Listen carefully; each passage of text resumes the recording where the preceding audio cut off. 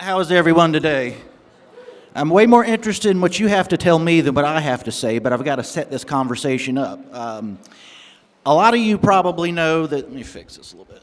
A lot of you probably know that Ron Paul has a big birthday coming up in August. He's going to be 90. Some of you probably know he's throwing a big party as he did when he turned 80. So I was asked, along with a couple other people, to find clips, like short, 90-second, 2-minute clips that could be played at the party. And I'm old enough and been around long enough that I remember some of that stuff, but a lot of it you don't remember because it was too much. My mind went right to the debates in 2008 and 2012. And a lot of you, this is old history and you'll know it, but some of it I remembered, some I didn't. I wanted to share it with you today.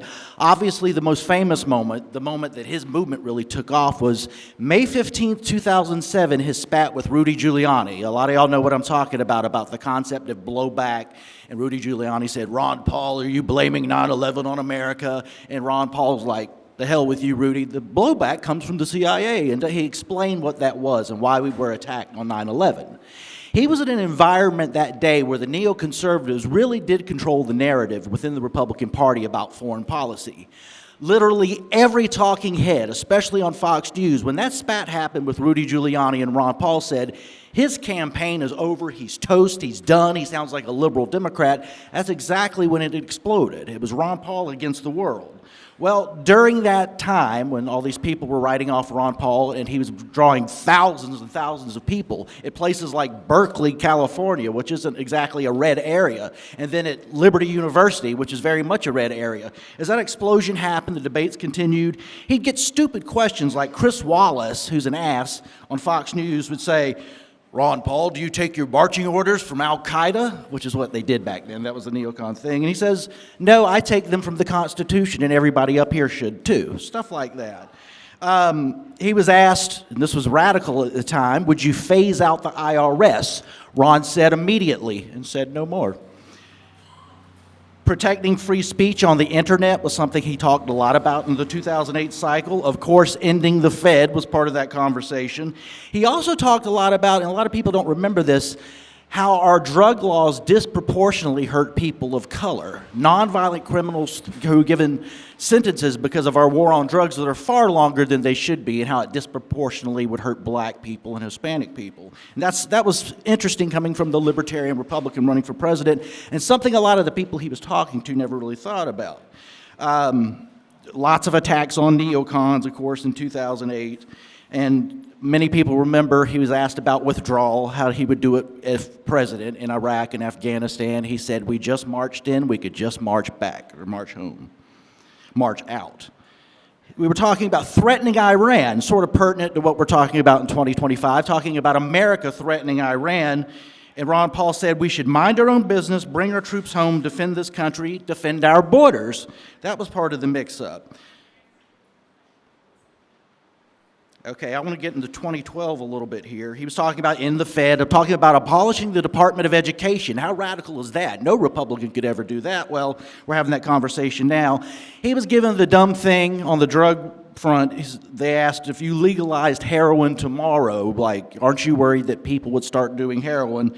And he said, I bet no one would. We don't need the government to take care of ourselves. He acted like he was flabbergasted. It's such a stupid question. Lots of attacks on the neocons. Again, in 2012, he argued against foreign aid.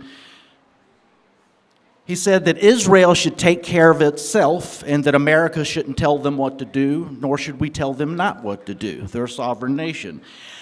The reason I'm bringing up this stuff from so long ago, I know all of us love Ron Paul and how he inspired so many libertarians.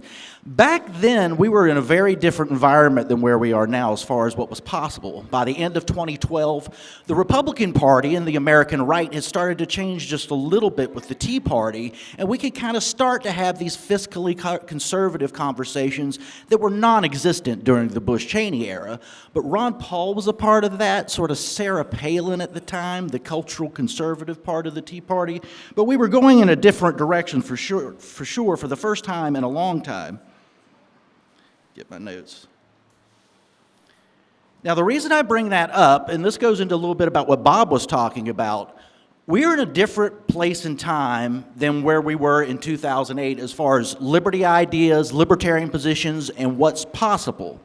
When I was a young kid, even before Ron Paul, I was a Pat Buchanan guy. I wasn't even a libertarian. I was like 19 years old. He was sort of my Ron Paul, the older guy who knew a lot more than me, who was getting some traction in that would have been the 96 election. That was my first vote. Well, he had that movement. He won the New Hampshire primary that year. He was on the cover of Newsweek and I think Time, Populous with Pitchforks. It was a big deal at the time, had an impression on me. But after 96 went away, that big movement also went away. It sort of evaporated. When I speak to young Americans for Liberty, I always tell them, there was no youth group associated with the Buchanan movement back then.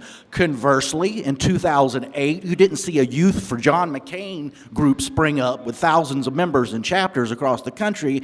There was no Youth for Mitt Romney group that sprung up. No, as I've argued throughout, and I've said this many times, the only Republican that won in 2008 and 2012 was Ron Paul because he built a movement that's sustainable. And we're still here today. PorcFest predates all this, but it's a part of that.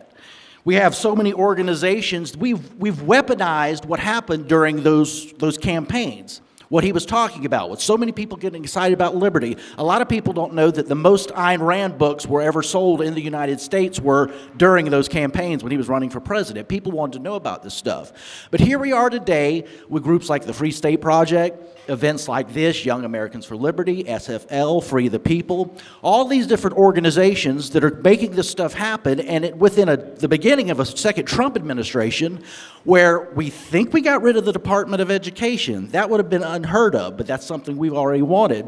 Can we talk about the IRS, getting rid of that next? It's certainly more possible in this environment than it would be with any conventional Democrat or Republican. That wasn't on anybody's plate in 2008 when Ron Paul wanted to run for president. In foreign policy right now, when Ron Paul gave that lecture to Rudy Giuliani and said, this is blowback, this is what the CIA stuff, this is why they attacked us on 9/11, it was Ron Paul against not only his entire party, but every conservative talk host back then. The Rush Limbaughs and the mini Rush Limbaughs were saying Ron Paul's a liberal Democrat, he's not a real Republican because he's against the war. Look at the debate we're having right now, where you have sort of like, Sean Hannity and Mark Levin saying all this sort of Bush-Cheney neoconservative stuff, but a figure bigger than them, Tucker Carlson, is pushing right back and saying, no, you're wrong. He's saying what Ron Paul would say. He's saying what Ron Paul is saying right now if you watch the Liberty Report. And he's not alone. You have other anti-war voices. It's a different environment now than it was back then, and it's a better environment. That doesn't mean wonderful things are going to happen. Things could get a lot worse, but the possibility for better things to happen are greater now in the liberty sense than they've ever been in my lifetime, and I just think it's something we should recognize. I'd like to get questions from y'all now, if you have any thoughts on this and where we're at. Or not. No questions at all? Well, let me bring up this. I see you sitting there. I just watched Ross Ulbricht's speech at Freedom Fest. Have any of y'all watched that yet? I know he's speaking here. I almost cried. I hear you. I encourage everybody to watch it. It's about 18 minutes, and it's worth watching every minute of it. He's just speaking from the heart, and I'm not trying to steal his thunder or anything, but if talking about libertarian accomplishments that were never going to happen in any conventional Democrat or conventional Republican setting. Ross said what he said about prison reform or how they treat the prisoners, but he started by saying thank you to the libertarians in that room at Freedom Fest, that they put all their might into freeing him and giving him his freedom, and of course he thanked President Trump. That's something we did collectively. We were a big part of that. That's a big effing deal. So that's why I'm so optimistic. There's nothing we can't do. We don't know what happens after Trump. We don't know what happens during Trump. We don't know some awful Democrat is next or the Democratic Party gets better. I don't care about the two parties. I care about getting this stuff done. And if there are political opportunities within the Republican Party right now, you pounce on it. Rand Paul and Thomas Massie are out there holding the line on fiscal conservatism, and a lot of people are mad at them, and a lot of people are not mad at them. They agree with them. I'd love to see a poll of MAGAites and see how many more people might agree with Thomas Massie and Rand Paul on this big, beautiful bill as compared to Trump himself and Stephen Miller. I don't know how that would pan out. That's where we are. It isn't all one-sided anymore, and a lot of it has to do with us in this movement. Does anybody have any questions at all? I could talk for 5 hours if I wanted to. That's not my time. Okay, I thought there might be some questions. Here you go.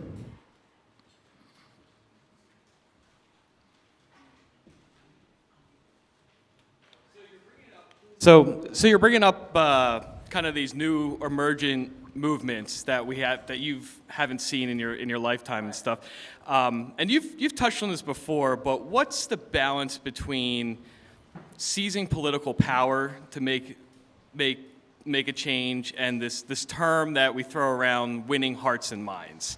And do you think that winning hearts and minds is part of that strategy, and how do you see that playing out with all this? I see you should capitalize on opportunities when they arise and be in place to do so. When I'm talking about weaponizing a movement or institutionalizing a movement is a better way to put it, we need to be there and ready. There was a Libertarian Party with some new members who had the thought to invite Trump to their party, and he was asked that question, can you make this promise? And he did, and what happened, happened. Mm-hmm. What if the people who were at the, and I'm not trying to criticize anybody in the LP, I like everybody, I don't want them to fight, but they will. What if those people weren't there to do that and had the frame of mind to do that? They saw an opportunity, they took it, and it worked. It doesn't just have to be that, it could be more. I'm glad it's that, because that's probably the most important thing you can do, an individual's freedom who shouldn't have had it taken away from him. But that's what I'm talking about. And that includes changing hearts and minds. Look, I've spoken for years. I used to do these debates with Jeffrey Tucker for SFL, politics versus education. You know, libertarians 12 years ago, we don't need to vote, blah, blah, blah. In other words, you know, I'm like, yeah, you do. And that was the debate. One of the greatest moments in the liberty movement was in 2013 when Rand Paul on the Senate floor was trying to block the FBI nomination of John Brennan. What was it over? Does the president think he has the ability to drone strike a U.S. civilian without any kind of, just to do that? This was the Obama era. And they couldn't get a straight answer for some time. But public opinion, I think Rand, that's the first time he went on Dave Letterman during that time. Rush Limbaugh invited him on his show, which he doesn't have guests. But that's how popular he was with left and right over that issue that people weren't even really thinking about. But he educated them through this political act as a senator. I worked for him at the time. And the thing I always remember is Code Pink showing up at the door with a big heart saying, "We love Rand, love Code Pink," because of his anti-pro-civil liberties stance. And he was on Rush Limbaugh, and all the conservatives loved it. And they were thinking about things that are important to us and anybody that cares about civil liberties. So they're not mutually exclusive. If you're more into the education part, awesome. If you're more in the political part, awesome. And they can work together or work separately and still do good things, if that answers your question. Yeah. Sure. Okay. So, you know, we're in New Hampshire, and the Free State Project is at heart a separatist movement. Yeah. There's been a lot of more talk about national divorce and, you know, Tex exit and Cal exit and all these kinds of things. Here in New Hampshire, we're hoping to like sneak out the back door when the big guys decide to separate. What do you say about these? You're talking about these kind of changes on a federal level. We believe that that's, yes, there could be changes at the edges. It's never going to happen. The federal government's too big. It's never going to go away. It's never going to shrink. The only way out from under it is to leave it. What do you think about that? I think I've had lots of friends for many years who agree with exactly what you just said, and I don't know that I disagree with them half the time. Look, political secession, which is what you're talking about, and I would hope most of us, I'm a minarchist. Some of the anarchists can get mad at me in here, but that's what, yeah, there you go. I'm a Jeffersonian minarchist. But I am that because I think the moment that we did have anarchy, that three jerks would get together and that would look like government again, something quick. So let's just keep that to a minimum is kind of where I'm coming from. To answer your question, it's entirely reasonable to say this system is effed.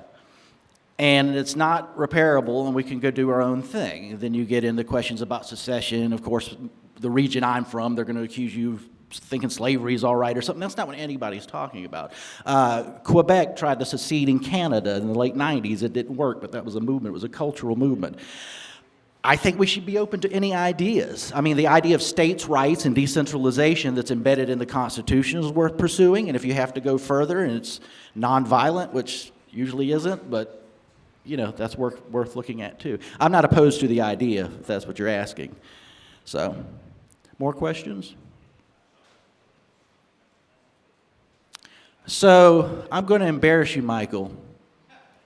Michael Moresco is somebody that was involved in the Ron Paul movement 2007, 8, it got about right.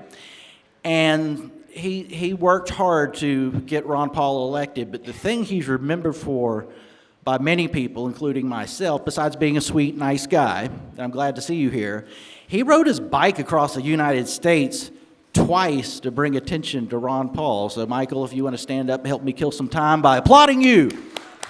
I couldn't do that. What's that? Do you have big calves? Are you like a muscle man? That's been a minute.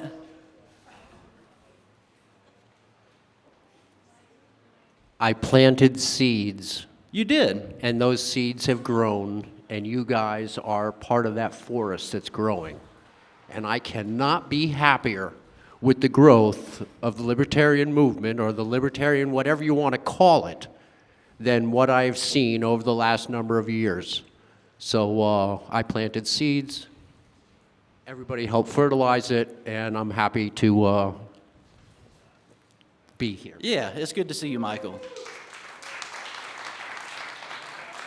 You notice right now that the old tricks that they would use, and when I say they, I'm talking about the neocons. I have forgiveness and charitable attitudes towards everybody except them, and think of me what you will. You kick them when they're down, because that's what they did to us for all those years. But like right now, if you criticize Israel's government, they're like, you're an anti-Semite, and like people are like, nah, dude, that's not what's going on. Like, there's enough people doing that we're in a different place. Yes, sir. So, Jack, you said that you were kind of collating some of your favorite moments from Ron Paul throughout his lifetime for his birthday party. What has been your favorite memory so far that you've identified, and why is it the "it's happening" meme? But that's a fun one. I always wonder if he's seen that.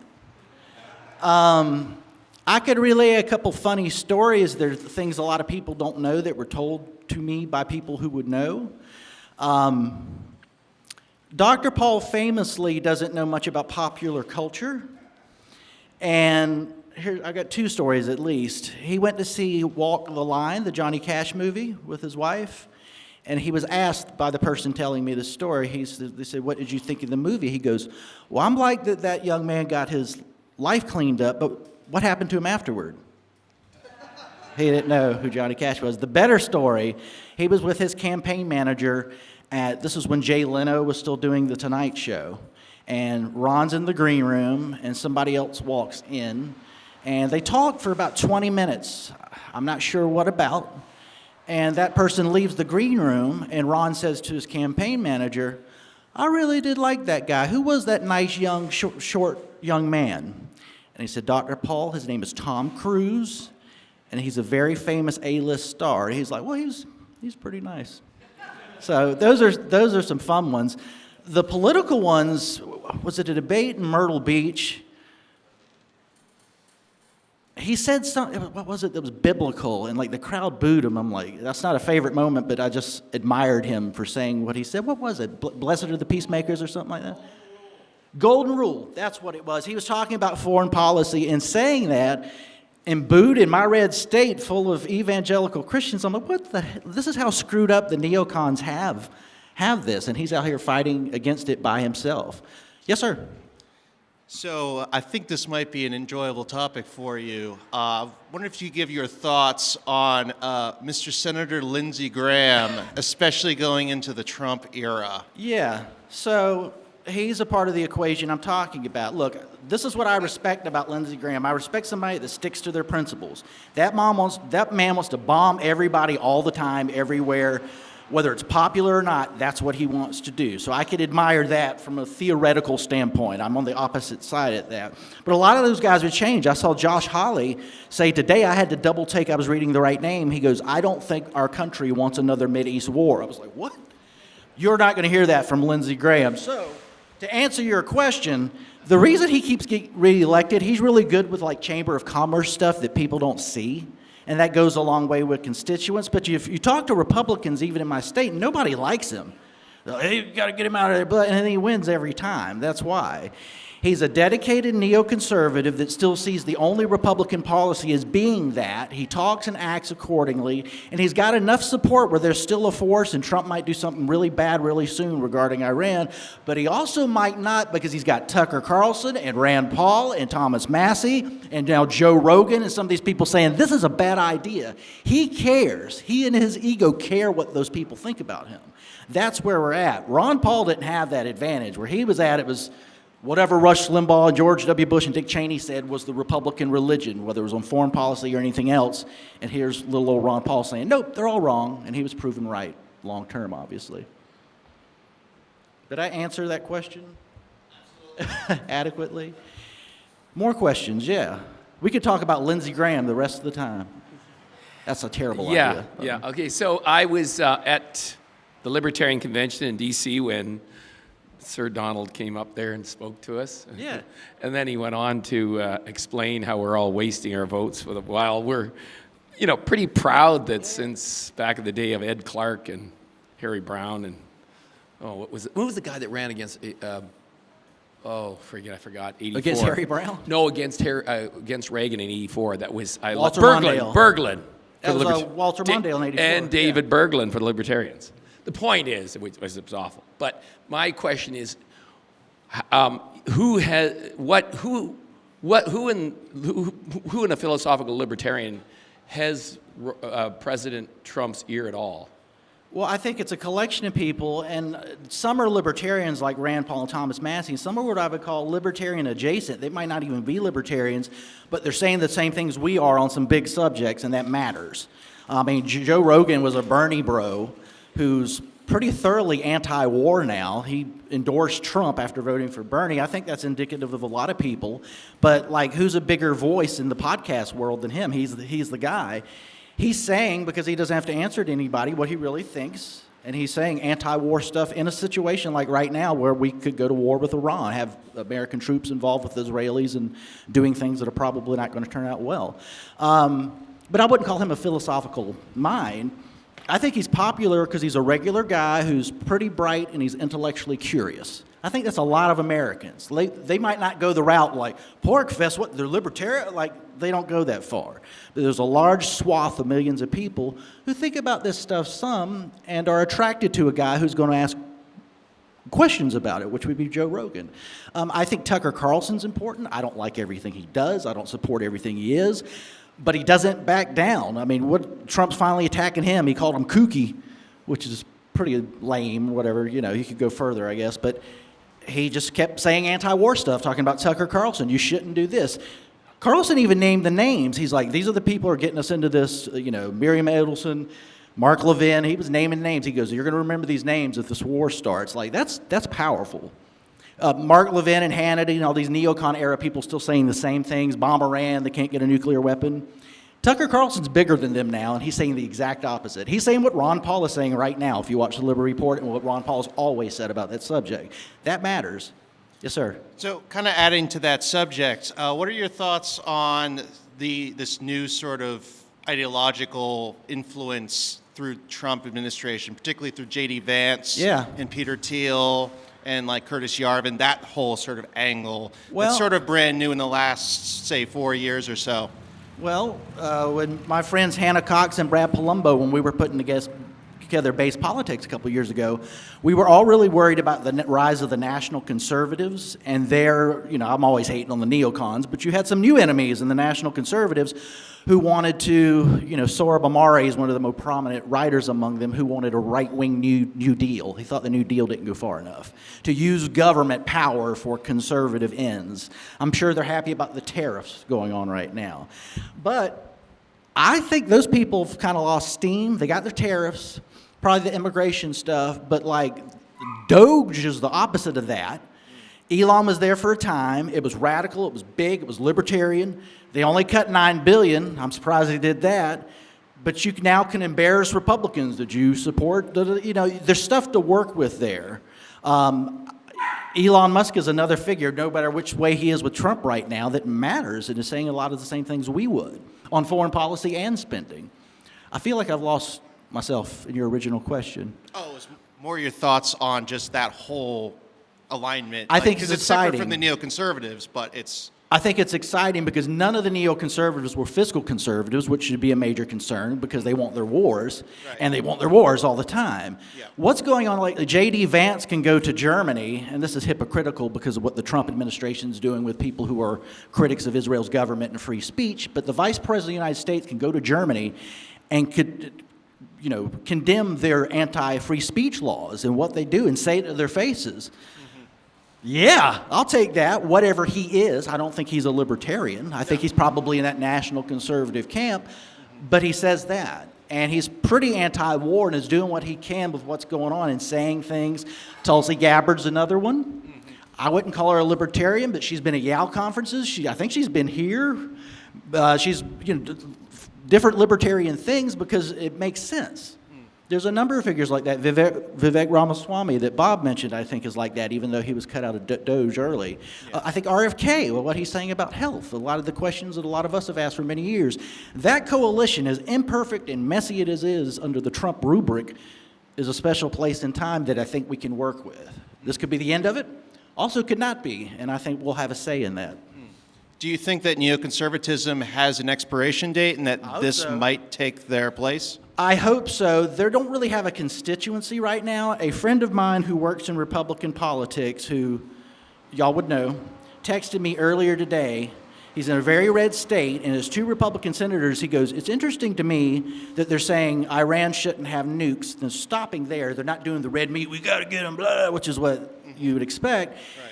He thinks and he senses, and he would be somebody that would know this, that they realize their constituents, their Republican voters, don't want this. Mm-hmm. So the neoconservatives, even like after Iraq was proven to be a disastrous failure, none of them will be like, we shouldn't do that again. They're like, no, can we do it again? And here's why it was okay, and it won't turn out like this. The same lies they told the first time. There's not a constituency for that. To the degree that it is, they're all in Washington, D.C., and it's not a lot of them, but they got a lot of power and money and influence. They've been institutionalized for a very long time. That's kind of what I'm encouraging us to do now, too, and we have been. Fight fire with fire and kick them when they're down. But, absolutely. Thank you. Yes, sir.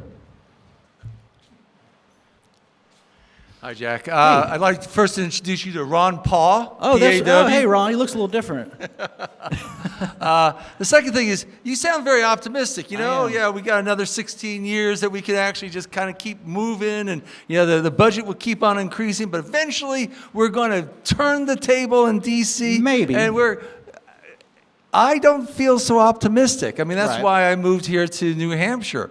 So why do you feel? I guess do you think that we have a lot of time here? Do you think that this is just going to keep on going? They keep on increasing the budget. They keep on doing war. Both parties are hell bent on this. I don't see any change that we're gonna be seeing soon. Well, I'd ask Ross Ulbricht that question first, but if you're asking why I'm an optimist, I am naturally. That's just my personality to an annoying degree probably to some people. But look, I think all of this is going to end when Jesus Christ comes back, but I'm not going to talk to you about that. But in the meantime, and where we're at in politics and what's going on, I think there's a lot to work with, everything I've said. I could be just an eternal pessimist and be like, clemency for Ross Ulbricht, and J.D. Vance said some great stuff in Germany, and Trump said this, now he's saying this, but this one thing was good. I could ignore all that and just be like, it all sucks. That's not who I am, not what I can do, and I'm being earnest in saying that we can do some things. We have done some things. But there's things that we can do around the margins, right? Sure. I outlined 25 different major strategies to get a more liberty society, right? And you're saying, well, this thing, it's working. I'm going, after 16 years, look at where we are, right? Look at how many interventions we're doing. Look how many millions of people we've killed, right? Look at what we're doing right now in the Middle East, Right. and look at the budget. Look, and it's just, we had the best attempt to try to rein in this excessive spending, and they just totally ignored it. So I guess I'm not impressed that this one strategy out of the 25 that are there is the winning strategy. You sound like, yeah, we just have to keep going.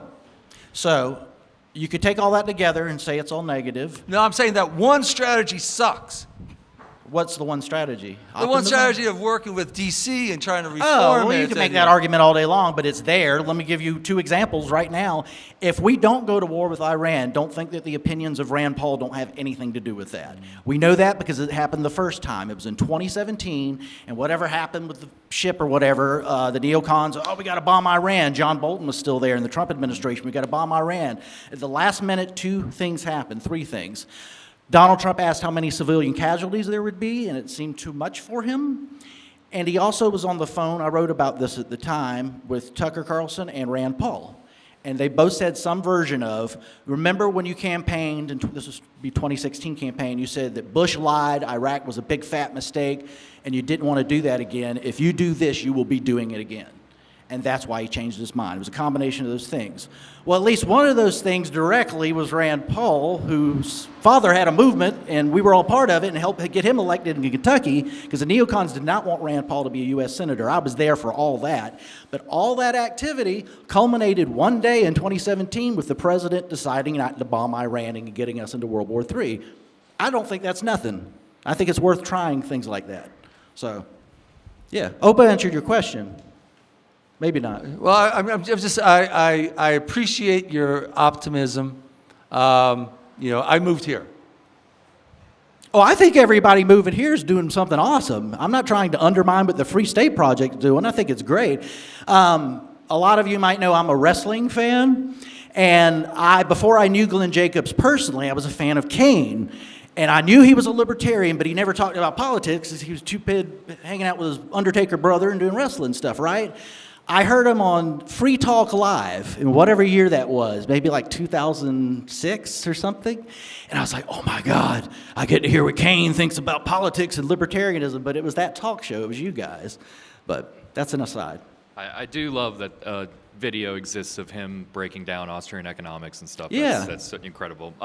You did just touch on it a little bit, but I was curious about what kind of through line you see of the energy of the Ron Paul movement into like the Trump movement. Into right now? Yeah. And then if there's something that could have been done by libertarians to harness that a little bit more, because getting Trump is okay-ish, It right? is okay-ish. Is there more that we could have prepared for, I guess? More groundwork that could have been laid in that meantime, to influence that movement more, right? Sure. There's always opportunities to do things better in anything we do, but the organic nature of it, what I just said a second ago, what Trump decides to do about Iran right now, and this applies to other subjects, but we're in this time on this Thursday in 2025, and this is what people are talking about, will have a lot to do with libertarian-friendly voices say to him. This is just one thing. A lot of people forget it, that 2008 rally for the Republic at the end of Ron Paul's presidential campaign that year, the host was Tucker Carlson. You see what you're talking about, a line that runs through. And you can do that in a lot of different ways. I think us existing and be a counterforce to the neocons and where it matters to the national conservatives, who I think have diminished a little bit, is good. And it happened in part because we are who we are and we were there. We are there. We are here. So if that answers your question, all that goes back to the Ron Paul movement and even before that perhaps, but that's when all this exploded for me. It was what made me a libertarian. I was not prior. So kind of the persistence of it, I guess. And what does Dr. Paul say? Have fun. Yeah, Do what you right. That's what we're all doing. I plan on having a couple drinks a night and talking about whatever with you guys, but it has political ramifications as well. And that matters. Yeah. All right. Thank you. Yes, sir. Does anybody else have any more questions? Yes, ma'am. Good to see you. Good to see you. Thank you for taking all our questions. So you've kind of touched on it, and my question is, can we herd the cats? So my point is, what ended up happening with Donald Trump at the Libertarian Convention is Donald Trump came to us. Right. And he did so, and he said in Lauren Ingram's program that he did so because Jo Jorgensen covered the spread. She got 3% of the vote, Right. which would have caused him to win in 2020, and he wanted to guarantee his win in 2024. So with that in mind, could we herd the cats of the Libertarian Party to act as a voting bloc so that we may spoil or give the election to the candidate who actually makes us the promises, the way that Donald Trump did this election, Right. and deliver some good? It's not perfect, but some good is better than absolutely nothing, which is what we've gotten for the last 50-year history. You're talking about coalition politics. Yeah. I love that idea. I love that idea before it just happened. I was like, y'all gonna run an LP candidate against Thomas Massie? Because I think that's happened. I'm like, what are we doing?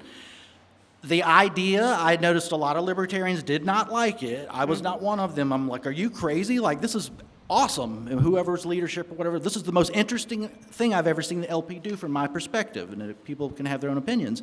And it worked. Yeah. In one big way, maybe in some other ways, the Department of Education, that's sort of a classic conservative thing. But I think that he was right. It was right to invite him and get booed at and all this stuff and get a couple cheers with the Ross stuff. Yeah. Who wouldn't have done that all over again? Apparently the party. Okay, Apparently the well, party's not thrilled with it, and we're, quote, falling apart. So how do we convince libertarians that this is the way forward? Because we're not about to win office if anytime results don't convince people, it's okay to disagree too and be part of our own coalition. If that makes sense. I ain't trying to run people out. I hope they're not trying to run me out.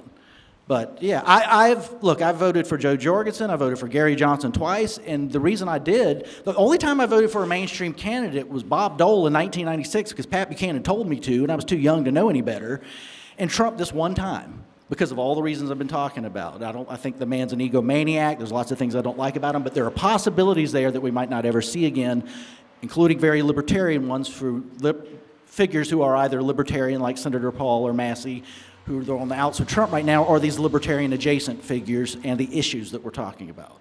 I think it was a no-brainer. But as far as the LP, I'll probably be voting for them in the future for president, hopefully local office where you can really do something. That's a big thing. But the idea of coalition building politics and being spoilers to get libertarian things done, bring it on. Let's go. Thank you. Yeah. So, Jack, I tend to live my life through what I consider my principles, which are based on how I define my terms. Mm-hmm. The way that I define government is simply the initiation of violence within the monopoly on the initiation of violence within a given geographic location.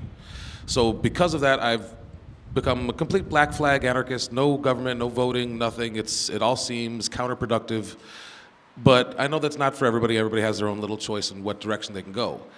If you were to give up on struggling for the ring of power or to see who can have the ear of Sauron, who can influence these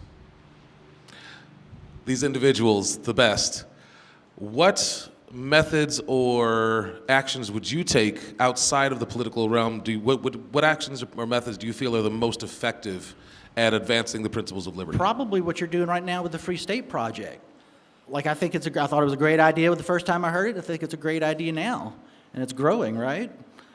So yeah, it's just pure. What I'm talking about is dissent, a system that is broken, whether that means doing something within it or being outside of it. It's all dissent. That's what we're doing.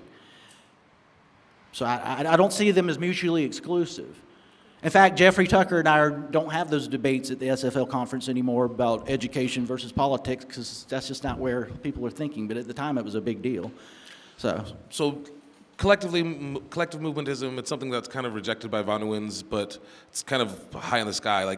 Outside of just coalescing locally, are there any other specific methods or actions that you feel are effective Besides or beneficial? that, I like the charitable ideas that libertarians have always had, just doing good in your community and things like that. I think leading by example and being an awesome person and show your neighbors, what's that guy's deal? Oh, he's a libertarian. I think that's helpful. I think there's countless ways you can do things. It's not all about politics. My brain is wired to always think about politics. Sometimes I wish it wasn't. But that's where I'm at, and that's where I've been lucky and honored enough to work for Dr. Paul and Senator Rand Paul directly at various times to use that thing I can do. But that's where my brain's at. I wouldn't ask you to change me, and I know you're not anymore. I would say what you said, sir. I wouldn't ask you to change. I think you should exactly be that. I think that's awesome. So, Thank you, Jack. yes, sir. Jack, thanks for being here today. This has been great. And, Glad to be here. Good yeah, time. It's been wonderful. I appreciate your honesty about Lindsey Graham, and I've heard people mention. He sucks. He is. I've heard people mention Tucker Carlson a bunch here. We happen to live 2 towns over from him in Maine. And one of the biggest frustrations for me is that for now almost 6 terms, we keep reelecting Susan Collins. And, starting from the beginning, she promised us she would only ever run for 2 terms. She flat out lied to the people of Maine. She's one of the big backers of the Patriot Act. Every time FISA comes up for renewal, she's always voting for FISA. She backed warrantless wiretapping. I mean, this is stuff that is pretty core fundamentally to, I think, what a lot of us believe, what a lot of us are against. So I'm just curious if you'd be comfortable sharing any thoughts on her and what we do about that, and how do we get people out of there that have been there for 50 years and are so ingrained in the Washington swamp, in the establishment? She's Maine's version of Lindsey Graham, but let me pay her a little bit of a compliment. I don't like to say because I disagree with somebody that they're crazy or evil or something like that. We can disagree without them having personal flaws. I think there's a bloodthirstiness to Graham that he expresses that is gross, and I don't know what's going on there, but it ain't right. That from a basic moral sense. I don't know that Susan Collins has that. She just votes bad all the time. And she'll say stuff, neoconservative sounding stuff. She don't really care about fiscal conservatism or anything like that. She probably doesn't want to end the Fed. She wants to give it more power or something like that. But I don't know what kind of person she is. That's about the best thing I could say. She's very concerned. She's very concerned. Yeah, I'm concerned about her. Anybody else have any more questions? How long was I supposed to talk? 45 minutes or an hour? An hour? I should have, that's what we're going to do. So let's talk more about Susan Collins. We're not going to do that. We're definitely not going to do that. I was trying to think of any more cool stories. I got to be with Ron's campaign in 2012, and, I'm a musician, and when I was younger, I was like, man, it'd be cool to be a rock star and be on the road and all these people chasing you around. Well, I got to experience that with his campaign in 2012. Just people lined up on the side of the roads and giving him gifts, and he didn't know what to do with all this stuff. And it was just a special time. And to think that this is happening not because he's Taylor Swift or some pop star or something, it's because of his ideas. Ron Paul is not a great speaker. He's an okay speaker. His ideas are fantastic, and that's what people were drawn to. You don't see that happen often. It's usually a larger-than-life person. Trump is that. I'm not saying there's not ideas associated with him that some people don't like or do like. It's him, the person. There could be people, they're conservatives, who's like saying they're anti-war because that's what Trump is saying at the moment, and then a week later when he's like, I might decimate Iran, they're like, yeah, we're going to do that. There's a lot of people like that. Ron Paul was the opposite of that. It wasn't about the man, it was about his ideas, and you don't see that very often. It was a special thing. When it was announced Ron was running, I was like, I know who he is, but like, me and 4 other people are going to vote for him in the primary. What is this? That was my attitude about it. And I was just still like this anti-war Pat Buchanan guy who had no hope in hell because I'd just been through Bush Cheney. And I think the anti-war conservatives were Dick Armey, Pat Buchanan, and Robert Novak. And David Frum in National Review, Bush's speechwriter, wrote an essay called Unpatriotic Conservatives, that if you were one of those 3 people or thought like them, you were against war and you're on the right, you didn't even love your country. That's where we were. That's why I always say kick them while they're down, because that's how they treated us. But Ron, through the sheer power of his ideas, attracted not only thousands of people, but thousands of young people. The oldest guy in the race with the youngest crowd, and so many of them. I'd never seen anything like that before in my life, and it changed my life, and that's why I'm standing here talking to y'all today. I didn't see any of that coming. I knew I couldn't get politics out of my head, but I didn't know which direction it would go, and I went in that direction. It's been a wonderful ride. So, any more questions? Did you ever ride in the blimp? I did. I rode in the blimp. It was in Charleston. I worked in talk radio in Charleston, South Carolina. The way I got involved with the Pauls at all, YouTube came out in 2005, and he was running in 2007, 2008, and I was putting my radio commentaries in this small little second-rate radio market in Charleston on YouTube. So when Ron was running, and all the conservative voices, Limbaugh, Hannity, all of them were like, Ron Paul's a liberal Democrat. He's against the war. This guy sucks. I was like, no, all those guys are posers, and Ron Paul's the man. Putting it on YouTube, and like his family and supporters were seeing it, because it was me, Judge Napolitano, and this guy named Charles Goyette in New Mexico who got fired for being anti-war eventually. We were the only people, me being the smallest one among the three, who were saying, Ron Paul's the real conservative in this race, not you neocon jerks. They'd never heard that. So my YouTube channel blows up. I'm working in Charleston in radio, and the Ron Paul blimp comes to Charleston, and they invite me on it, and I did it.